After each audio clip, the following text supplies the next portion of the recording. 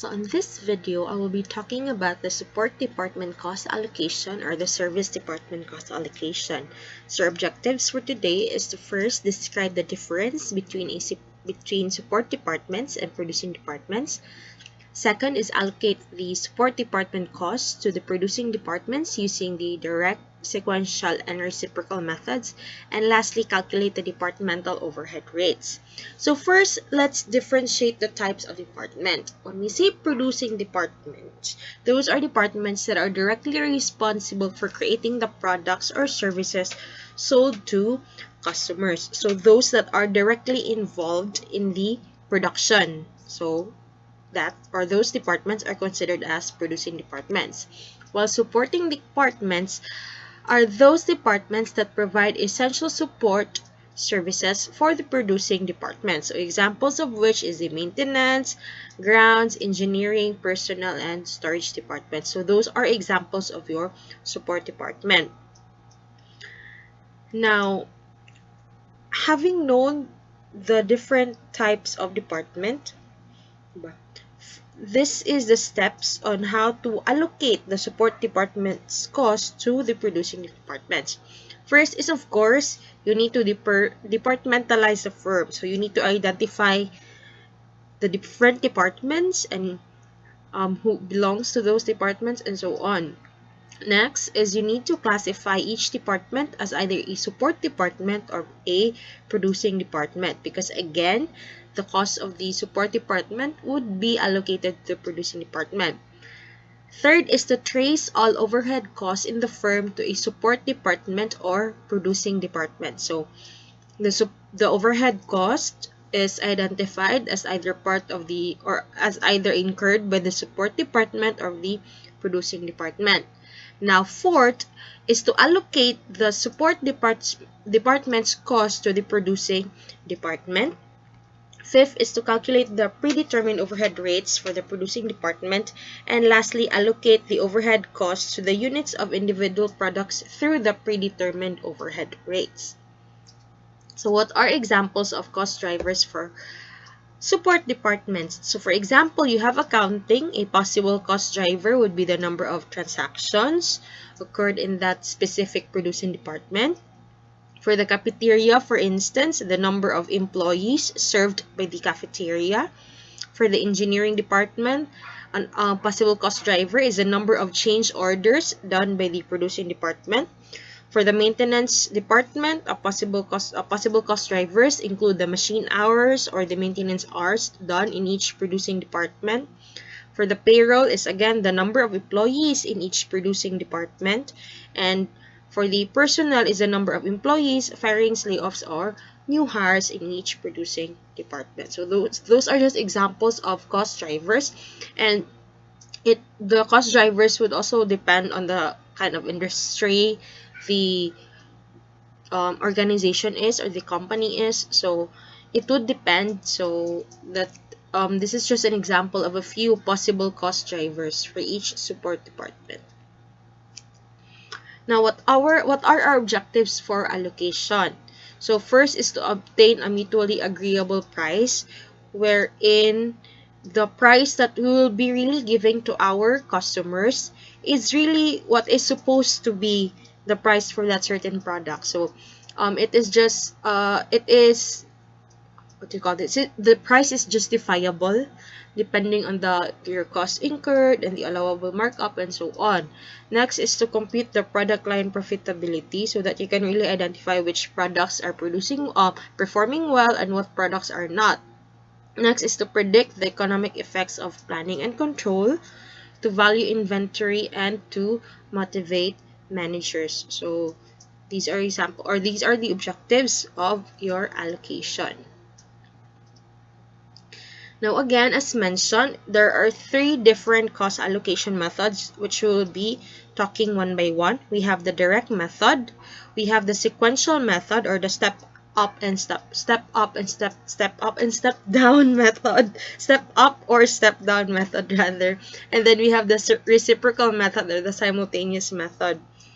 So let's start with this given data. So we will be using this this set of data in illustrating each method. So we have for the support department, we have a direct cost of 250,000. No, for the support department, we have two departments. Rather, we have power and the maintenance. Under power, we have a direct cost of 250, maintenance of 160. Now, for the producing department, we have two. We have the grinding and the assembly, which is a direct cost of 100,000 and 60,000 respectively. Now, for the normal activity, we have the kilowatt hours and the maintenance hours. So these are our cost drivers. So the kilowatt hours is a cost driver for the power, and the maintenance hours is a cost driver for the maintenance. So you have here the specific hours that are allocated for each department or for each either supporting or producing department. So for the maintenance, it makes use of 200,000 kilowatt hours, for grinding 600,000, and so on. The same goes for the maintenance hours. For the power department, it has 1,000 maintenance hours, and then the grinding and assembly has 4,500 each. So for a producing department, direct costs refer only to overhead costs that are directly traceable to the department. So mo lang na siyang gipasabot ani. Now, in order for us not to forget that base information, let's have here the Excel. So this information here is just the same as found in the PowerPoint. So let's start with our direct method. So under this method, the support department costs are directly allocated to the production departments without taking into account the services provided to or received from other service departments. So as you can see here in the illustration, whatever is the cost from the power and the maintenance, they are directly allocated to grinding, and at the same time, it is also allocated to assembly. So even if you can see here in our base data, diba, there are service departments that are offering services to other service departments, diba? For example, power is offering services to maintenance, and maintenance is also doing the same to power. However, in the direct method, these offer of services to other departments or other service departments are disregarded. So if there is if there is a transaction between service to service, is imo siyang i-disregard under the direct method. So tanang whatever the cost incurred in your support department or your service department, all of which will be allocated to your producing department without taking into account the relationship of the service to service. So let's try to allocate it that way. So first is to calculate the allocation ratios. Now, of course, our basis for the ratios is only those of the producing department, because again, what we are doing here is we are disregarding the services provided to and received from other service department. So si power diri, diba, you have ang iyahang ratio is ang katurang na incur sa grinding department ug sa imuhang assembly department. So that is why the ratio for your grinding is 600 over kanirang grinding ug assembly ang gi-add, so which is 75%, and the assembly is 25%. The same with your maintenance. So what was only considered are those maintenance hours incurred by the grinding and the assembly, since sila raman pod ang modawat sa allocations. So si grinding is 50%, si assembly is 50%. So these ratios mao na ni imuhang basihan for the allocation. So here we have the allocation.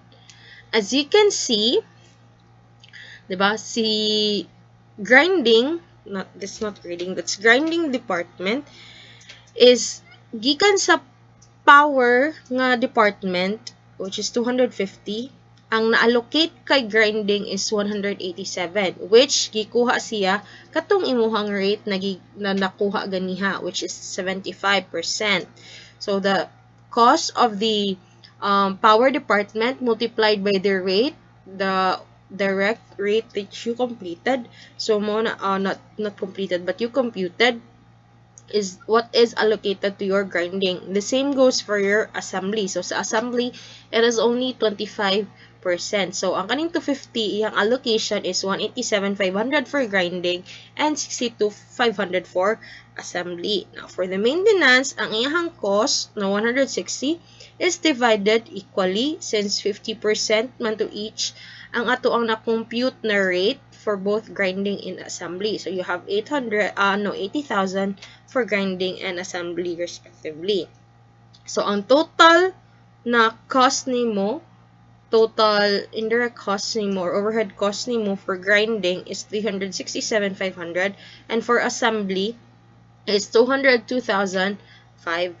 So mo na siya ang direct method. So again, it's what you just need to remember under direct method is that you don't take into consideration the services provided to and provided to or received from other service departments. So again, kaning 200 dire sa under kilowatt hours and the 1,000 nga maintenance hours were not taken into consideration when you computed the rates. So, unsa na rates atong pasabot katong gani ha? The previous slide, this one, di ba?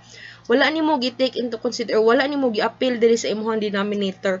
Ang katong amount na naka-allocate or katong amount na belong sa katong imong mga service departments. So, here, what was included in your denominators are only those incurred by your producing departments. So, si 600 o 200 and the 4545. So, again, ang gi-receive or ang gi-provide na kilowatt hours ni power kay maintenance is not taking into account.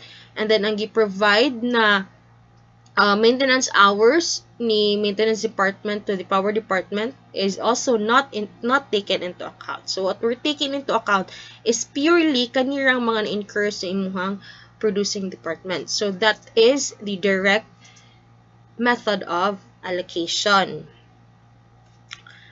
Gets okay na ta sa direct method, which easy ra kay ang direct method, no? Next is the sequential method or the step up, step down method. So, diri is medyo complicated na siya because it involves various steps, which is ang step 1 nimo is to rank your service department. Again, what is your first step is to rank your service department or support department. Now, what are your basis for ranking your service department? So, the first service department cost to be allocated will come from the service department that provides the highest percentage of its total services to other service departments. So again, it provides the highest percentage of its total services to other service departments. So for instance, kani, let's move here. Okay. So si power, no, yan 250. 20% is allocated to maintenance. Grind, ako na siya. Oh no, this doesn't apply here. Of its totals to other service to other service departments. So si power here is 20% is iyang allocate to the other service departments. While si maintenance ang naka-allocate lang niya to other service departments, which in this case is power, is only 10%. So by that criteria, the first department that should be allocated is your power department. Again ha, para dili siya confusing kasi medyo confusing akong pag-explain. Again, in the sequential method of allocation, the first step is you need to rank the service departments. Now, in ranking the service departments, nakay i-follow na criteria or unsay mga qualifications nimo or unsay basis nimo of ranking the service department. Because again, before ka maka-allocate, kailangan pa man naka-rank ang imong service departments. The ranking would serve as basis kung kinsang una nga cost ang imuhang i-allocate. Munang important nga i-rank na to siya. So again, the basis of a ranking is first, Ang first nga among basis is which service department provides the highest percentage of its total services to other service departments. So, meaning service to service. Gets ra? Meaning it provides which service department provides the highest percentage of its total services to other service departments. So, in this case, ato makita nga si power is mas dako siya gi-provide nga percentage to the other service department. So, in this case, si maintenance 20% ihang gi-provide. Was si maintenance 10% na ihang gi-provide. Now, if that data is not available, again, if that data is not available or if the highest percentage cannot be determined, then your next option or next step is, or next basis is that the ranking would depend on the department providing the greatest number of services to other service departments. So, kaniha is percentage to imong basis. This time is greatest number of services lang then to other service departments pod. So, mo na imong second basis.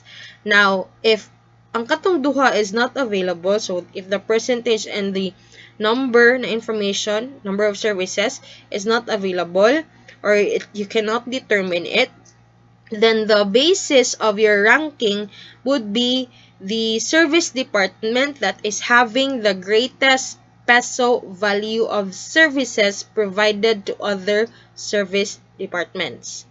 Again, ang basis nimo or ang third basis nimo if the first and second options are not available is the greatest peso value na of services or katong amount na nimo of services provided to other departments. So, kana siya. So, those are your three nga murag hierarchy of basis para how to rank your service departments. So, with that, diba, we can see, or based on those criteria, is we know that our power is rank 1 and then our maintenance is rank 2. Now, you've already determined the ranks of the department. Now, it's time to move on to the actual process of allocating the cost. So, here. In your step 2, what would happen is, diba, si power man to ang imuhang rank 1. So, meaning, the first na rank na service department would be the first one to allocate its cost. So, ang cost ni power department, maadto ni maintenance. Ang cost niya maadto ni grinding and maadto ni assembly. So, that would happen. And then, next is ang atong rank 2, which is si maintenance, diba? Si maintenance, ang atong mga maintenance na nadawat na cost, is mao po ang imong i-allocate kay grinding and then imong i-allocate kay assembly. So, again, ang first na mag-allocate is si power. So, i-allocate niya sa tulo. Diba? Maintenance, grinding, assembly, which is ato makikita dire na siya maintenance, grinding, og assembly. Nagamit man na sa iyahang service or iham nang gi-providean og services. Now, next is si maintenance. Si maintenance, as you can see, adto na lang siya nag-allocate kay grinding o kay assembly. Wala na ilabot si power. Diba? Wala na nagilabot si power. Kaya human naman si power og allocate. First man siya nag-allocate. So, dili na siya matagaan og balik. So, again, there is no cost that is added to the service departments whose costs are already allocated. So, mo na imong dapat hinumduman diri sa sequential method or step up or step down method. So, again, no cost is added to service departments whose costs are already allocated. So, in this case, even if naay gihatag nga service si maintenance kay power department, Again, even if maintenance department provided services to the power department, makita naman nato diri, di ba, na-provide siya 1,000. As to allocation is dili na makadawat si power department kay humana man siya allocate sa iyang cost. So mo na siya ang nitabo, humana man siya allocate sa iyang cost. So ang kanina siyang si maintenance is ato na siya sa katong mga remaining na departments. Remaining, if ever napaganin ni third pagyud nga service department o kana iyang maapilan, pero dili na to niya maapilan ang humana og allocate. So mo na hinumduman diri sa step up or step down. So with that, ari na punta sa pag-calculate sa ato ang mga ratios, no, or rates. Now, diri mag-consider gyapon ta sa katong ranking. So ang first na mag-determine sa allocation niya is ato ang power. So si power is ang iyang denominator na is apil na si maintenance, di ba?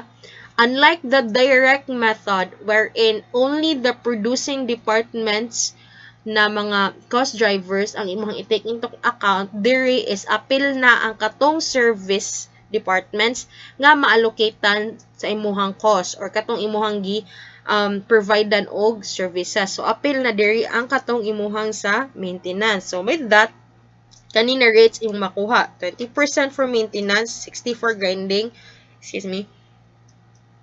and 20 for assembly. So these are your rates. Kamana yung allocation rates for the power. Now, when it comes to the maintenance, there is Lisa. Sa maintenance is again, since humanaman si power, dili na ka maka-allocate niya og balik. So mo nang sa imuhang denominator is what is included is kato na lang sa wala pa ma-allocatean. Imong gi-provide na og services na wala pa ma-allocatean, which in this case kay si grinding ug si assembly. So they have 50-50. Now, since naka-determine na ka sa rates, so it's time to allocate the amounts itself. So here is the allocation. So again, the first one who will allocate is your power department. So na siya cost na 250. Then it times nimo sa iyang mga allocation rates in the other departments. So we have for maintenance 50,000, for grinding is 150, and then for assembly is 50,000. So mo na ang imuhang na-allocate na cost for the other three departments. Now, when it's maintenance department na turn, si maintenance department, ang iyang i-allocate na cost is not only the 160, but also katong nadawat niya from the other service department, or in this case, the one that he received from the power department. So that is why the total cost that should be allocated to the other producing departments is 210. So that is 160, which is the direct cost of the maintenance department, plus 50,000, which is the cost that the department received from the other service department or katong producing department. Diba? Mo man iyang gi-allocate niya kay maintenance. So kanang iyang gi-allocate sa maintenance is i-appeal na ni maintenance o allocate sa ubang departments. So that is why this is 210. Then we have 105 and 105. So our overhead is 355 and 215. Now, if you have observed after the allocation, the cost of your support departments should always be 0. Again, after the allocation, the cost of your service departments should always be 0. So it should be 0 because you've already allocated their cost to the producing departments. So if imuha po ni siyang i-add kaning 355 and 215, what would happen is that it would equal to the cost pod anhi.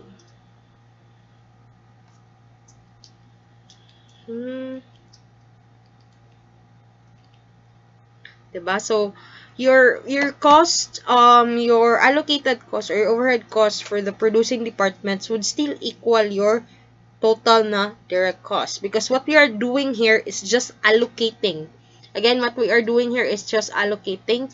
So, walay cost na nawala or napuno. Imo lang siyang i-allocate ang kaning mga direct costs from your support departments to your producing departments. So, that is the step up or step down na method. So, what is important in this method is ato ka sa first step sa ranking. So, if sayop na ang imuhang pag-rank daan sa mga departments, so if ever, for instance, mabali nimo ang maintenance ug power, no, is tendency is masayop na pud na imuhang allocation kay malahi naman ang mga rates niya. So, that is why it is important na you need to remember katong 3 nga basis for allocation or katong hierarchy of basis for your allocation or for your ranking, your ranking of the service department. So that is what you need to remember.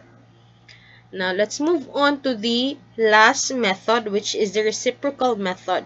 So the reciprocal method recognizes all interactions among support departments. So again, this method allows reflection of all reciprocal services among service departments, meaning unlike sa step up or step down method, wherein there is a point na dili na nimo ma-recognize ang interaction to the other departments kay dili naman ka makabalik og allocate sa katong mga nahumana og allocate, di ba? Like for instance, in this case, sa ato ang maintenance nga allocated ratio is, di ba, wala na ilabot or walay ratio ang imuhang power. Even if maintenance provided services to the power department is wala na na-allocate sa iyaha. Wherein mo na ang imuhang gibuhat sa imong step up or step down. Where diri sa reciprocal is kana siya nga interaction is allocated is reflected or is taken into consideration. Now how? Kani mo ni siya kung gikuan gini ha. Imuha tong i-compute ang katong imuhang mga rates, no. So how do you compute the rates? Basically,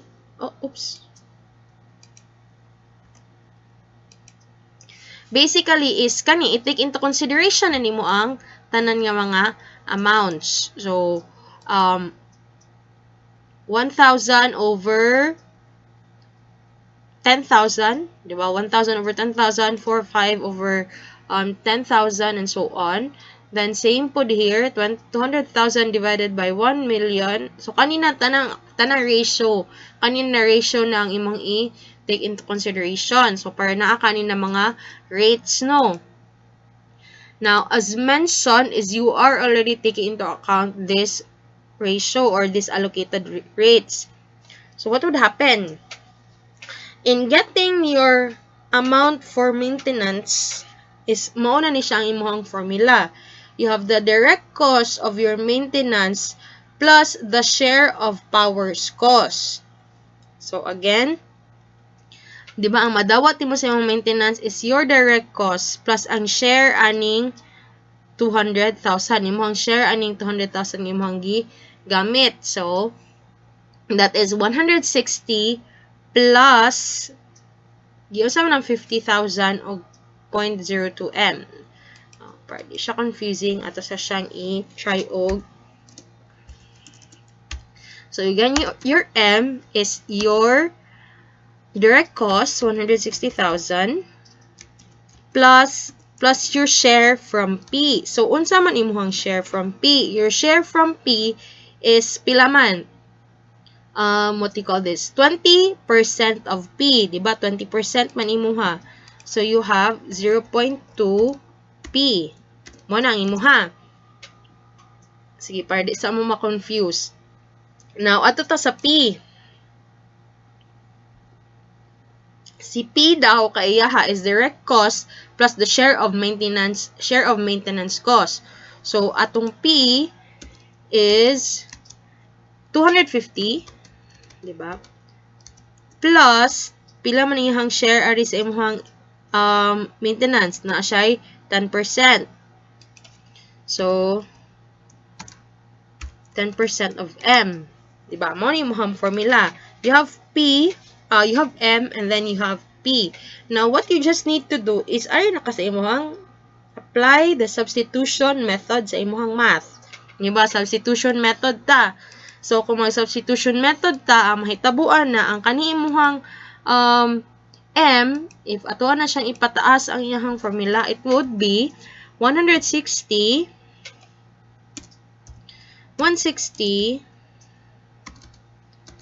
plus 20% of let's do that. Okay, so you have 20% of P. So ang P nimo is 250 plus 0.10 M. Pwede na ito yan, M. Diba?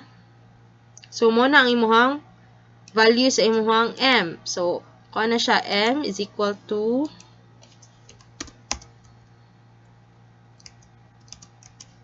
so, muna ni ang value sa imuhang M. M is equal to 160 plus 20% of P, which is ang imong P, kung magamit kag substitution, is 250 plus 0.1 M. Now, si P pod is same. P is equal to 250 plus 10% of M. Now, ang imong M is 160 plus 0.2 P. Okay. So, na siya ang nahitabo. So, kani siya, this is just the, kanina na distribute na ni imuhang 0.2. So, 20% of 250, mo ng 50,000. And then, ang 0.2 times 0.1 M, mo ng 0.02 M. So, diba?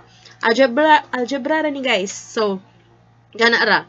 So, given that makakuha kag M na 214,860 and ang imuhang value sa P is 271,429. So, kana ra. So, ang kani is either you can work with M or you can work with P first. It depends on you. Now, diri lang is, since we are working with P first, or we are allocating the cost of P, so pwede ka ari mag-start sa imuhang P. So, kanira nga formula imuhang gamiton. So, diri, instead of 0.1 yan, na naman kay amount sa M, no? So, katura, kanira, 0.1 of 160,000, so, kana, 16,000 plus 0.002P, so, kana, man siguro. So, maka-arrive gyapon ka sa same amount na 271,429. Now, if you have the amounts of M and P already, so kani siya is mo na siya ang pag-o nga cost nga imong i-allocate for M o P. So, here, you have it here. Mag-una ka sa imong P. Ang imong P is, ang imong i-allocate nga cost is 271,429. Then, kani gyapon nga ratio imong gamiton, allocation rate. So, 20% to maintenance, 60% to grading, and 54% to assembly, not 54, 20% to assembly. So, kana. And then, as you can see here, si maintenance is, pag-allocate niya, is na siya gi-allocate sa imuhang power nga department, which mo ni siya ang wala ganiha, diba? Wala ni siya ganiha sa atuang step up, step down. So, kani is, na naka mag-allocate na pud ka sa imuhang power department. So, even though ga-allocate ka pud ka sa imong power department, as you can see, your support departments would still have a cost na 0. So, kana, more na siya. Now, we have the overhead rates of 359,286 for grinding and 210,715 for assembly. So, that is how you allocate using the reciprocal or the simultaneous equations nga method. So again, sa there is a reciprocal method. Ang imuhang timailhan lang is gi-take into consideration na nimo ang imong service nga gi-provide to other service departments. Again, gi-take into consideration na nimo ang services nga imong gi-provide to other service departments regardless of the ranking. So again, regardless of the ranking is imuha nang take into consideration. So there is a reciprocal is actually more di jud mo matter bitaw ang rank di as a reciprocal kay maskin mag-start pa kag maintenance or maski maintenance pa nang nadiri sa babaw, ang imong i-allocate man gyapon is still 214,286, di ba?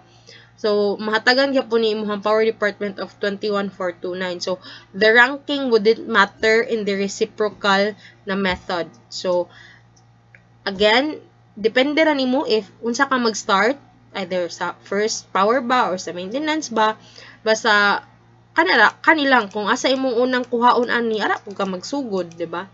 Kaya para substitute ra na nimo, pero the end result would still be the same. Now, this is the comparison already of the cost under the method. So if you have direct, so again 367, 250, and 202. Sa sequential nimo is 355 to 15, and then sa imuhang reciprocal is 359 to 86 to 10.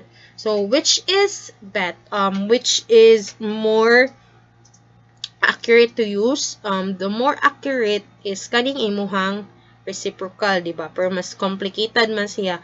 And also, again, it would depend gyapon sa company if unsa ilang pilion na method. Pero if we're talking about accuracy lang, it is more on the reciprocal because it took into account the services provided between departments without disregarding anything. Or unlike sa step up, step down, though, you take into account niya ang services provided to other departments, pero dili naman siya mabalik, di ba? Like, kung human na kag-allocate ana niya, kay di naman ka maka-allocate niya balik. So, mao na siya, which is mao ang nadini sa imong reciprocal, di ba? So, that is your allocation. Now, if mag-compute na ka sa imong overhead rate, of course, mag-base na ka ato sa imong cost diri. So, in this example, we are using the amounts in the step up, step down. So, kanina imong basis, kanina imong total cost would be your basis already for the computation of your predetermined overhead rate. So, in this case, it is 355 divided by, for instance, we have a normal hour of 71,000 machine hours. So, we have 5 per machine hour. And then, as to the assembly, 107, so $2 per direct labor hour. So kana na siya ang imong gamiton nga cost dere or imong gamiton na cost na sa imong pag-compute sa overhead rate is already inclusive of the allocated cost from your service departments. So again, the cost that you will consider in computing your predetermined overhead rate is already inclusive of your allocated costs from the service department. So, in this case, ang gigamit during na example is katong results nato sa step up, step down, which in ang sa imong grinding is 355 and sa imong assembly is 215. So, given that you have those overhead costs, so, kani makuha na pa nimo imong product unit cost for overhead. So, you have $12 na overhead. So, ano lang siya, that is how you allocate your service department's cost to the other producing departments. So, that ends this discussion.